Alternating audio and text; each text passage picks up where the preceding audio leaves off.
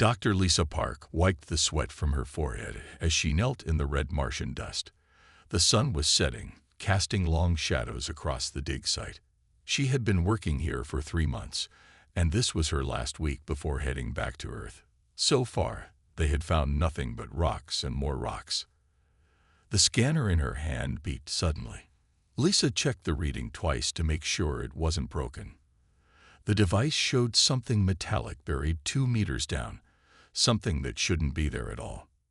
"Base, this is Dr. Park," she said into her radio. "I'm picking up an unusual reading in Section 7B, requesting permission to extend today's dig time by 2 hours. There was a pause before the reply came. "Granted, Dr. Park. But remember, the dust storm is coming in faster than expected. You have 3 hours maximum before you need to return." Lisa didn't waste any time. She activated her robotic drilling assistant and watched as it carefully removed layer after layer of Martian soil. An hour later, something reflected the light of her helmet lamp. Her heart began to beat faster as she brushed away the last bits of dust with her gloved hands. It was a metal container about the size of a shoebox. The strange thing was that it looked new, as if someone had buried it yesterday. That was impossible. Nothing could stay this clean in the Martian environment for long. With trembling hands, Lisa ran her scanner over the box. The readings made no sense. The metal wasn't any alloy she recognized, and it seemed to be generating a very weak energy field. "Dr. Park to base. I found something. Something big." She activated her helmet camera so the team back at base could see what she was seeing. "It appears to be an artificial container of unknown origin, requesting permission to retrieve it." "Stand by," came the reply. Lisa could hear excited voices in the background at base. A few minutes later, her radio crackled again. "Permission granted. Follow Containment Protocol Alpha 7. Lisa pulled out her containment kit and carefully placed the box inside a special force field container. As she did this, she noticed something etched on the side of the box. Cleaning it carefully with her brush, she revealed a date, 07/23/1982. Her hands froze. That was the date of the Twilight Zone movie accident, one of the most famous tragedies in film history.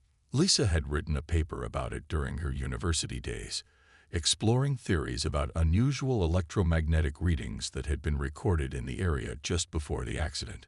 The dust storm was getting closer now. Red clouds rolled across the Martian sky like angry waves. Lisa secured the container and headed back to her rover. The whole way back to base, her mind raced with questions. Why was a box with that specific date buried on Mars? How had it stayed in such perfect condition? Back at the Mars research base, Lisa's team gathered in the containment lab. They'd watched through thick safety glass as robotic arms carefully opened the box. Inside was something that made them all gasp, a perfectly preserved film reel. Dr. Park looked at the readings on her tablet. The film showed no signs of decay. In fact, it was giving off faint quantum signatures that shouldn't be possible for a simple roll of film. "We need to get this back to Earth," she said, not taking her eyes off the mysterious object. "And we need to contact Dr. Amy Lee." "The paranormal expert?" one of her colleagues asked, sounding skeptical. Lisa nodded. "If anyone can help us understand what we're dealing with, it's her. Because this isn't just a film reel. The quantum readings suggest it's some kind of recording device far beyond our current technology." As if responding to her words, the film reel glowed slightly, casting strange shadows on the lab walls.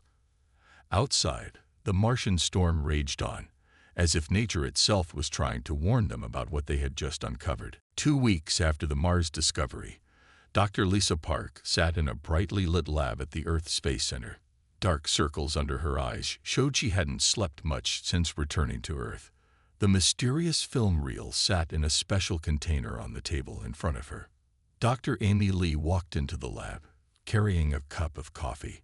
She was shorter than Lisa had expected, with kind eyes and a gentle smile that made people trust her right away.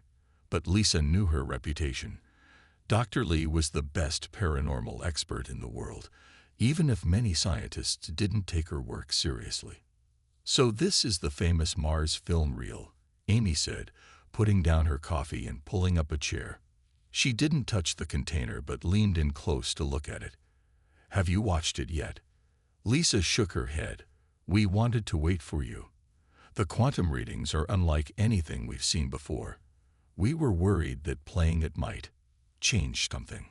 Amy nodded, pulling out some strange-looking devices from her bag. "Good call. These sensors will help us track any unusual energy patterns while we watch it." She set them up around the room, then turned to Lisa. "Ready?" They carefully took the film reel out and loaded it into a special projector. The machine hummed to life, and both women held their breath as images began to appear on the white wall. At first, the footage was dark and blurry. Then it cleared up, showing a movie set in a California field. Lisa's heart stopped when she saw the date stamp in the corner. July 23, 1982, 3:45 p.m. That was 3 hours after the tragic helicopter accident that had killed 3 people during the filming of the Twilight Zone movie. "This is impossible," Lisa whispered. "All cameras were shut down after the accident. There shouldn't be any footage from this time." The video showed something strange. In the background of the empty movie set, there was a faint shape that looked like a door made of light. Through it, they could see what looked like the surface of Mars. Dr. Lee's sensors started beeping like crazy. "The energy readings are off the charts," she said, checking her instruments.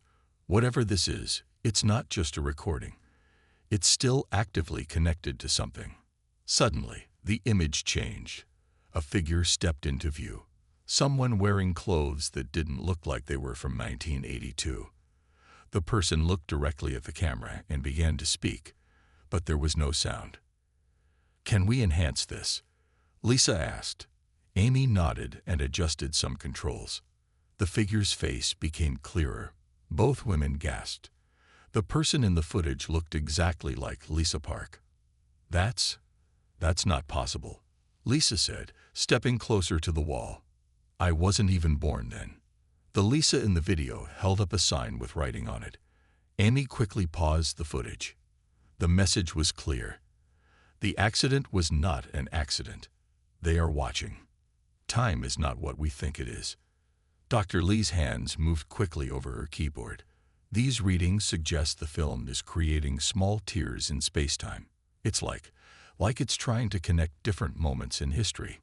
Just then, Lisa's phone buzzed. It was a message from Captain Rose Kim, her friend in the Space Force. "Turn on the news now." Lisa grabbed the remote and switched on the lab's TV. The news showed breaking stories from around the world. Film reels just like the one they found on Mars were being discovered in different places, all containing footage from that same day in 1982. "We need to call Major Diana Yoon," Amy said, already dialing her phone. "If these things are creating holes in space-time, we need military help to contain this." Lisa looked back at the frozen image of herself on the wall, holding that warning sign. She had a feeling they were about to discover something much bigger than a simple film reel from Mars. Outside the lab, the sky had grown strangely dark, even though it was only 2 p.m. And if anyone had been watching carefully, they might have noticed that the shadows weren't falling quite the way they should have been. Captain Rose Kim didn't like what she was seeing on her control screens. All around the Earth, satellites were reporting strange readings. She had been watching these patterns get worse over the past 3 days, ever since Dr. Park and Dr. Lee had first played that mysterious film. "Ma'am," one of her officers called out, "we're getting more reports of time distortions. A town in Ohio just called in saying their clocks are running backward." Rose rubbed her tired eyes. She had been at the Space Force Command Center for 20 hours straight. The coffee wasn't helping anymore. "Get me Dr. Park on the line," she said. In the research lab across town, Lisa Park and Amy Lee were dealing with their own problems. All their equipment was acting strange. Computers showed the wrong time, measurements kept changing, and the lab's atomic clock was running at different speeds throughout the day. "Look at this," Amy said, pointing to her tablet. She had been tracking the time distortions on a map. The anomalies are spreading out from every place where a film reel was found. It's like ripples in a pond. Lisa's phone rang. It was Captain Kim.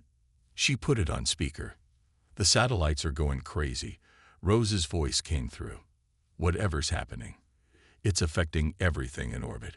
Even the moon's position is slightly off. The temporal distortions are getting stronger, Amy explained, looking at her instruments. It's as if time itself is starting to unravel around these film reels. Just then, Major Diana Yoon walked into the lab. She looked serious, carrying a thick folder under her arm. Ladies, we have a situation. More film reels have been found. This time in places that make no sense. Inside sealed bank vaults, in newly built buildings, even in the middle of solid rocks. That's impossible, Lisa said. But she knew better now. Impossible things kept happening ever since they found that first reel on Mars. Diana opened her folder and spread out photos on the table. Each showed a film reel identical to the one they found on Mars. Every single one is giving off the same quantum signature. And they're all showing different versions of that same day in 1982. Amy's equipment suddenly started beeping loudly. The film reel they had found on Mars was glowing again, but this time the light was stronger. The air around it seemed to bend and twist. Everyone back up, Rose shouted through the phone.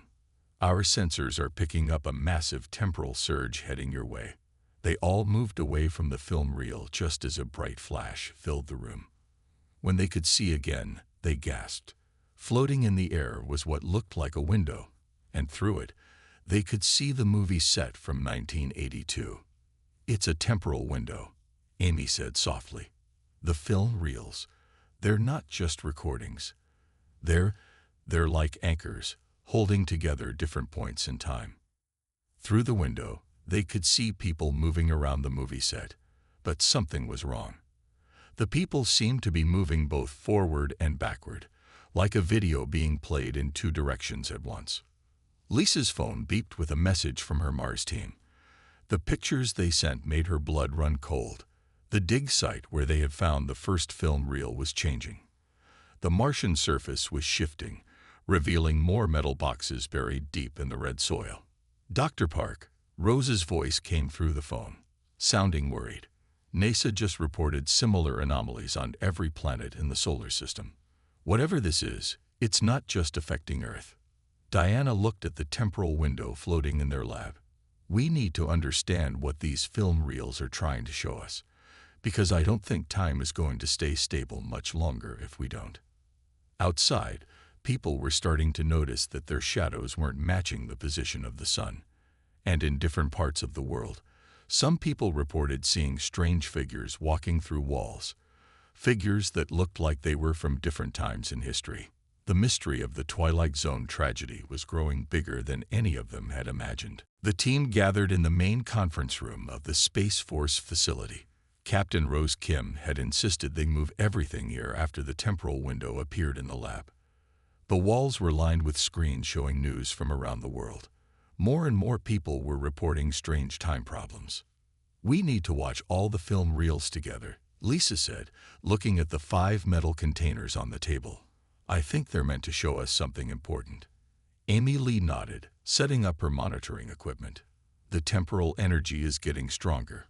If we're going to watch these, we should do it now, before things get worse. Major Diana Yoon stood by the door with armed guards. Whatever happens, we're ready, she said, checking her weapon. She didn't know if guns would help against time problems, but having them made her feel better. Rose typed commands into her computer. All satellites are in position to track any changes when we play the films. We've evacuated everyone else from this floor, just in case. They set up 5 projectors, 1 for each film reel. Amy's instruments hummed as they loaded the films. The team put on special protective glasses, just in case. Ready? Lisa asked. Everyone nodded. She pressed the button. 5 images appeared on the wall at once. Each showed the same movie set from 1982, but from different angles. At first, Everything looked normal. Then something strange happened. The images started to sync up, showing the same moment from different viewpoints. "Look," Amy pointed at the screen. In each version, they could see people in strange suits moving in the background. The suits looked like something from the future. The figures in the suits were doing something to the helicopter before the accident. They were placing small devices on it. "They sabotaged it," Diana whispered. "But why?" Suddenly, all 5 films showed the same scene. A person in one of the suits turned and looked directly at the cameras. They took off their helmet. Everyone in the room gasped. The person was Rose Kim, but not the Rose who was standing with them now.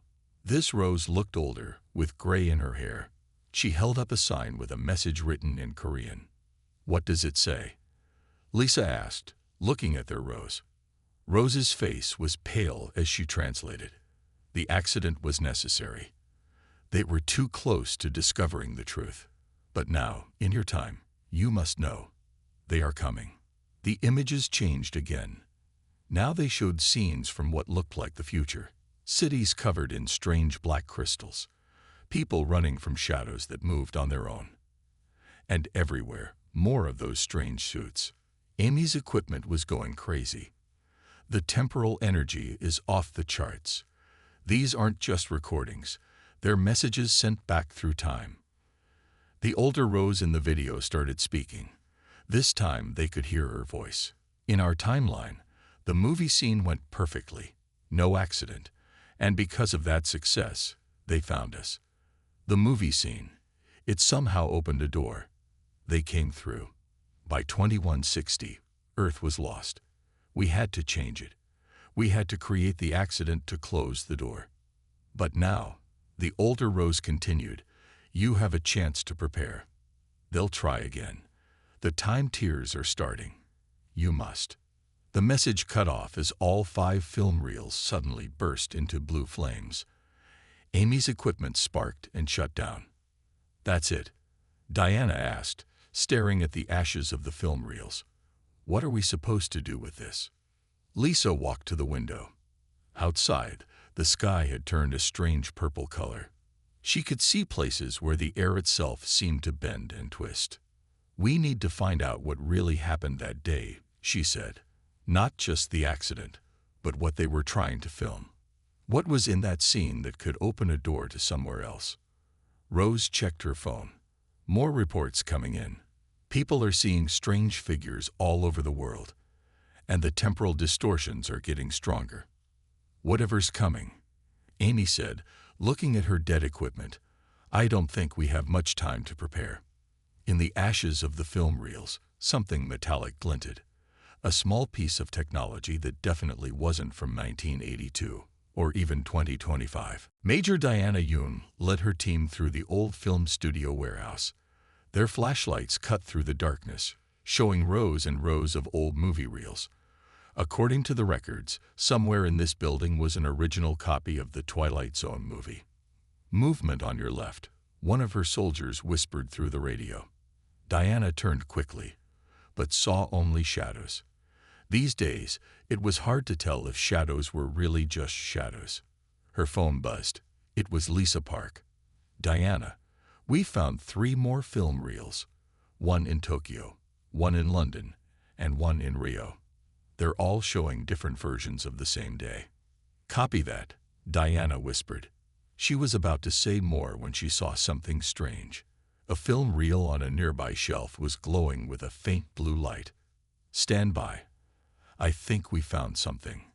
She approached the shelf carefully. The film reel looked ordinary, except for the glow. But when she got closer, she noticed the air around it was warped, like looking through hot air above a road. "Package located," she reported. "Preparing for secure transport." Just then, all their equipment went crazy. Phones static, radios squealing, flashlights flickering. Through her night vision goggles, Diana saw something that made her blood run cold. The shadows were moving. "Everyone out. Now," she ordered. They ran for the exit, Diana clutching the film reel in its special container. Behind them, The shadows seemed to reach out with dark fingers. One soldier screamed as a shadow touched his boot. The boot instantly aged to dust. They burst out into the sunlight. The shadows stayed inside, but Diana could still see them moving behind the warehouse windows. Back at the Space Force facility, Rose Kim was monitoring satellite data when her screens lit up with alerts. "Dr. Lee, are you seeing this?" She called over the video link. Amy Lee's face appeared on the screen. She looked worried. "Yes, the temporal distortions are forming a pattern. Look." Rose pulled up the global map. Red dots showed where film reels had been found. When connected, they formed a perfect circle around the Earth. "It's like they're creating some kind of net," Rose said. "But for what?" Lisa Park rushed into the control room. "The piece of tech we found in the ashes. I know what it is." She held up a small metal device. "It's a quantum lock. In the future, we use these to seal temporal breaches." "How do you know that?" Rose asked. "Because I just finished designing the first prototype," Lisa said. 10 minutes ago, the plans just appeared in my head, like someone uploaded them directly to my brain." Diana's team arrived with the warehouse film reel. As soon as they brought it into the room, all the computers started showing the same message over and over. "They are in TE species B2 CKONDS. They are in TE species BT2 CKONDS. They are in TE species B2 CCONDS. "Play it," Lisa said, pointing to the new film reel. "We need to see what's on it." They loaded the film into a secure projector. This time, the footage showed something new. It was the same movie set, but the camera was pointing up at the sky. Something dark was spreading across the sun, like a giant hand reaching across space. "That's what's happening now," Rose said, checking her satellite feeds. "Look." On the latest solar images, a huge shadow was starting to cross the sun. Earth's scientists had been calling it a strange eclipse, but they all knew better now. "We've got reports from all over," Diana said, reading from her phone. "People are seeing things in mirrors, reflections that move wrong. Children are talking about monsters in between the tick and tock of clocks. Time itself is coming apart." Amy's equipment started beeping urgently. "The temporal distortions are getting stronger. We have maybe 48 hours before the barriers between time periods completely break down." Lisa looked at the quantum lock in her hand. "Then we have 48 hours to figure out how to use this, because whatever's trying to come through, the people from the future thought this device was important enough to send back through time." Outside, the sky was growing darker, and in every shadow, something was waiting to get out. Dr. Lisa Park hadn't slept in 36 hours. She sat in the lab, surrounded by pieces of the quantum lock she was trying to understand. Dr. Amy Lee worked nearby, running tests on the film reels that hadn't burned up. "Look at this," Amy said suddenly. She pointed to her computer screen. "The film isn't really film at all. It's some kind of organic technology. It's alive." Lisa walked over, rubbing her tired eyes. The microscope image showed what looked like tiny machines moving inside the film material. "These are way more advanced than anything we can make," she said. Captain Rose Kim burst into the lab. "We found something in the old movie records," she said, putting a folder on the table. "The scene they were filming that day. It wasn't in the original script." "What do you mean?" Lisa asked. "The director changed the scene at the last minute. He said he had a dream about it." "But look at this." Rose pulled out an old photograph. It showed the director sleeping at his desk. Behind him, in the mirror, a shadowy figure stood watching. "They were influencing him," Amy said. "Whoever they are, they wanted that specific scene filmed." Major Diana Yoon joined them, looking worried. "The shadows are getting bolder. We lost contact with 3 cities. The shadows just covered them. When we got cameras in there, all the people were gone." Lisa looked at the quantum lock pieces. Something was bothering her about their design. "These markings," she said, pointing to symbols on the metal. They're not from the future. They're ancient. Really ancient. She turned to her computer and pulled up photos from other archaeological sites on Mars. Look. The same symbols appear in ruins all over Mars. They're millions of years old. What are you saying? Rose asked.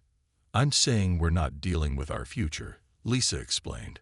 These film reels, this technology, it's from an ancient civilization, one that existed in our solar system long before humans. Amy's equipment started beeping again. The remaining film reels were glowing brighter than ever. They're reacting to something, she said. The air in the middle of the lab began to twist and turn. A figure stepped out of nowhere. Another version of Lisa Park, but this one looked different. Older, with strange markings on her face. Everyone reached for their weapons, but the other Lisa held up her hands. Don't shoot, she said. I'm here to help. On you, Lisa, but from a different timeline. One where we made a terrible mistake. The accident, Diana said. You made it happen. The other Lisa nodded. We had to.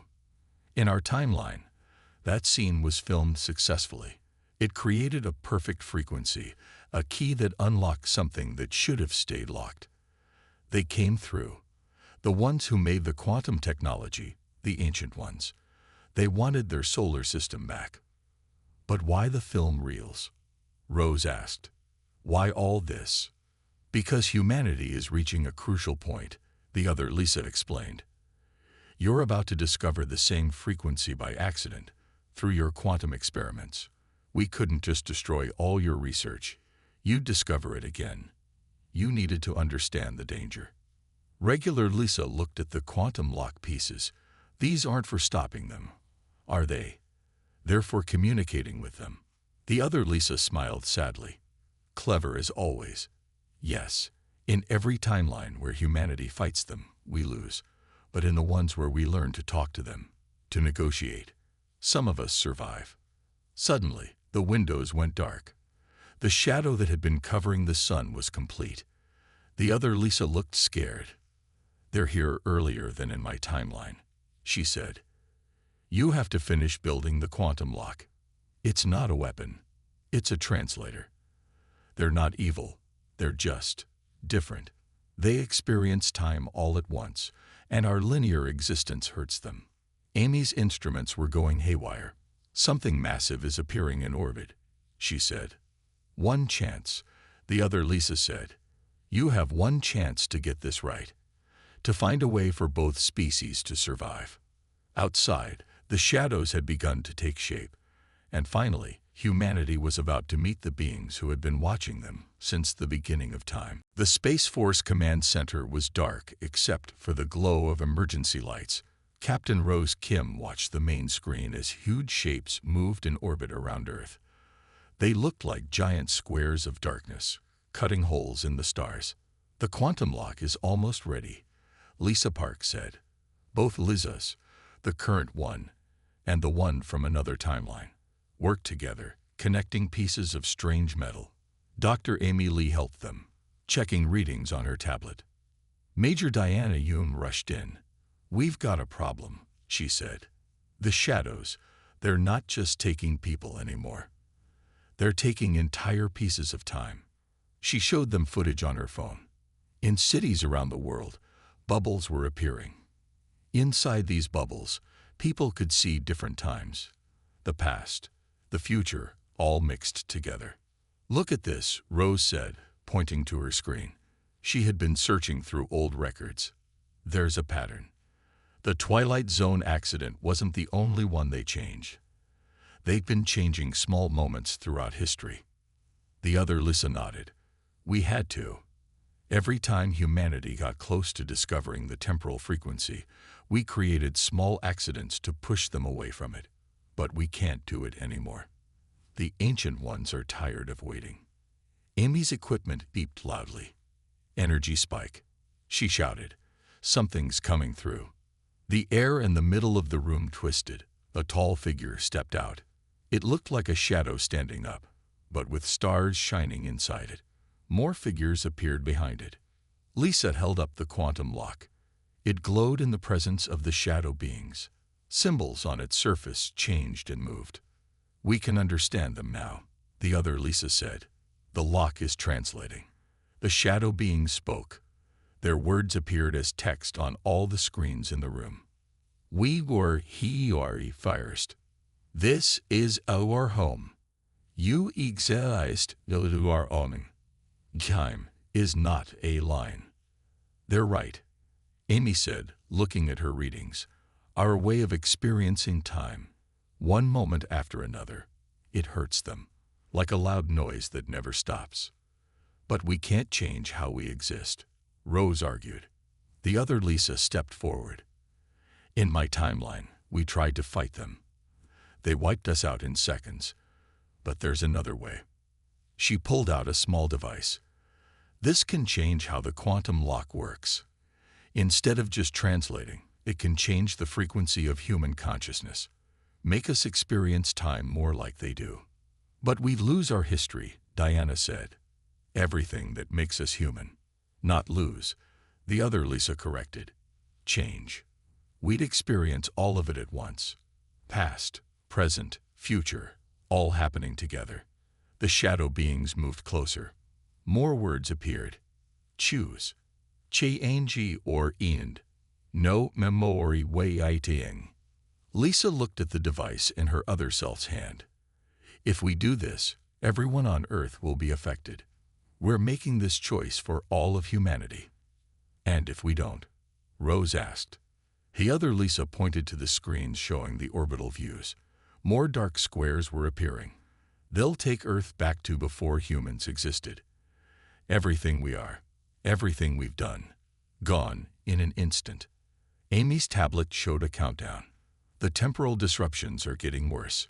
We have 10 minutes before reality starts breaking apart completely." Diana checked her weapon, even though she knew it was useless against the shadow beings. "Can we trust them? How do we know they'll keep their word?" "They don't understand lying," the other Lisa said. "They experience all moments at once, remember? They can't say something will happen if it doesn't, because for them, it's already happening." The shadow beings raised their arms. Around the world, the bubbles of mixed time grew larger.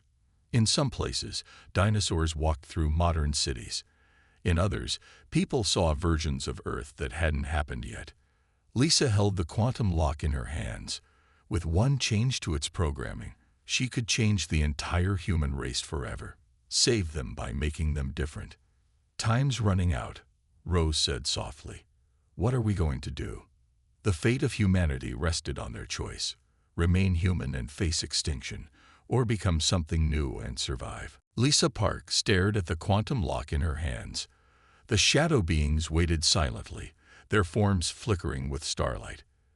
Everyone in the room held their breath, waiting for her decision. Then Lisa noticed something strange about the quantum lock's symbols. "Wait," she said. "These patterns, they're not just ancient writing. They're showing two different ways to use the device." The other Lisa stepped closer. "What do you mean?" "Look," Lisa pointed to the moving symbols. "One set of instructions changes human consciousness. But the other," she traced the patterns with her finger. "The other creates a bridge." Amy Lee checked her readings. She's right. The lock isn't just a translator or a consciousness modifier. It's a way to create a safe space between linear and non-linear time. Captain Rose Kim looked at the shadow beings. "Is this true? Is there another way?" New words appeared on the screens. "Bridge possible, but hard. Requires both sides. Requires trust. Both sides," Diana Yoon said thoughtfully. "They're not just talking about them and us. They mean both ways of existing, linear and non-linear time." Lisa's hands moved quickly over the quantum lock. "If we create this bridge, humanity stays as it is. But we make a space where both species can exist together. A buffer zone." The other Lisa shook her head. "We never thought of this in my timeline. We were too afraid, too quick to fight or run." Suddenly, all of Amy's equipment started beeping wildly. The temporal distortions are reaching critical levels. Whatever we're going to do, we have to do it now. Lisa held up the quantum lock. I choose the bridge, she announced. Not changing humanity, not giving up our home, but sharing it, finding a way to exist together. The shadow beings moved closer. More words appeared. Bridge requires sacrifice. Someone must maintain. For EV or between. I'll do it, the other Lisa said quickly. In my timeline, I've lived through humanity's end 1,000 times. Let me do this one good thing. Lisa nodded. She programmed the quantum lock one last time, then handed it to her other self. The shadow beings raised their starlit arms. The other Lisa stepped into the center of the room, holding the lock high. Energy poured from the shadow beings into the device. The air itself began to change. It's working. Amy shouted over the rising hum of power. Her readings showed the temporal distortions starting to stabilize. Around the world, the bubbles of mixed time began to shrink. The dark squares in orbit changed shape, becoming beautiful bridges of light and shadow. The other Lisa's form started to change. She became like the shadow beings, but different, a bridge herself between two ways of existing. The quantum lock merged with her, becoming part of her new form. The barrier is forming. Rose called out, watching her screens. The temporal damage is healing. The shadow beings moved back. New words appeared, one last time. Bridge ACCPTED. Peace be possible. We will learn. You will learn. Lisa watched as her other self fully transformed. She was now a guardian of the bridge between realities, ensuring both species could exist without harming each other. The shadow beings bowed to the changed Lisa, then vanished. The emergency lights came back on. Outside, the sun was visible again. Did it work? Diana asked, looking at Amy's readings. Amy nodded, tears in her eyes. The temporal distortions are gone. The bridge is stable. Earth is safe. And the other timelines? Rose asked. The ones where humanity lost. Look, Lisa pointed to a screen showing news from around the world. The headlines were changing. Alternative histories were fading away, leaving only their timeline, the one where humanity found a way to share existence with the ancient beings. In orbit, the bridges of light and shadow created beautiful patterns against the stars, and somewhere in between linear and non-linear time, another version of Lisa Park watched over both species, helping them learn from each other. The Twilight Zone movie accident remained in history, but now they understood. It wasn't just a tragedy. It was the first step toward humanity's greatest discovery, that different ways of existing didn't have to end in destruction. They could lead to something new and wonderful instead. As the team left the command center, Lisa looked back one last time.